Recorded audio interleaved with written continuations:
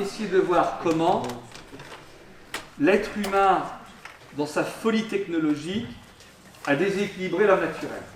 L'ordre naturel, pardon. Alors, on va faire paragraphe par paragraphe. Et on va faire dans chacun de ces paragraphes 2 ou 3 remarques. Je lis le début. La question que je vous pose pour ce premier paragraphe, cela doit vous rappeler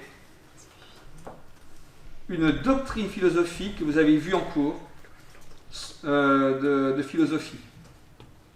Vous essayez de l'identifier. Vous allez voir que cet écologiste, Ado Léopold, s'appuie sur une doctrine philosophique précise au tout début de son texte. Alors je lis. Toutes les éthiques élaborées jusqu'ici reposent sur un seul présupposé, que l'individu est membre d'une communauté de parties interdépendantes. Son instinct le pousse à concourir pour prendre sa place dans cette communauté, mais son éthique le pousse aussi à coopérer, peut-être afin qu'il y ait une place en vue de laquelle concourir. Je relis un point, parce qu'il faut qu'on soit efficace. Son instinct le pousse à concourir pour prendre sa place dans cette communauté, mais son éthique le pousse aussi à coopérer.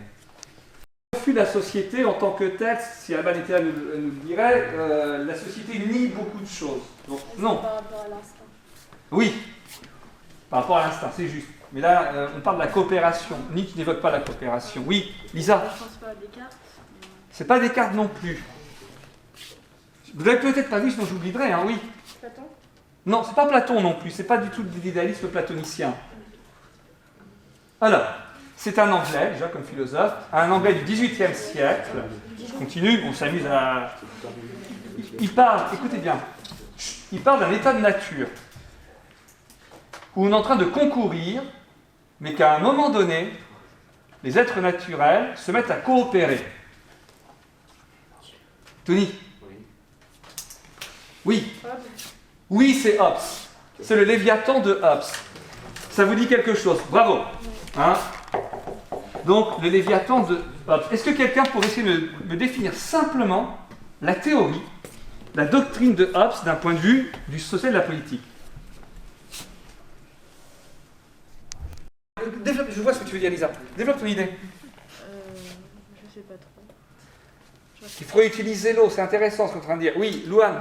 Ils essaient d'inclure la nature aussi dans leur société et pas que les hommes. Oui, prenez, ça c'est bien, on va aller un peu plus loin. Il élargit, il prolonge la théorie en disant que ce n'est pas seulement les hommes qui vont s'entraider, qui vont s'associer, qui vont abandonner la concurrence. Prenons en plus des hommes l'eau, la terre, les plantes, les animaux.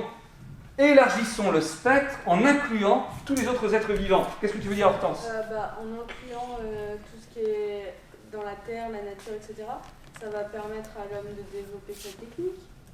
Bien sûr, il va en parler juste après. Mais ce qui se passe quand l'homme se met à trop développer sa technique, il n'est plus dans la coopération. Qu'est-ce qui va se passer? Parce que quand vous êtes dans une société, vous avez tous des droits et des devoirs. Vous avez une sorte, finalement, on doit respecter votre place dans la société. Vous êtes une partie de la société. Si vous êtes associé, vous allez avoir des droits qui vont vous protéger. Tout le monde y gagne, c'est le gagnant-gagnant si vous voulez. Si à un moment donné l'homme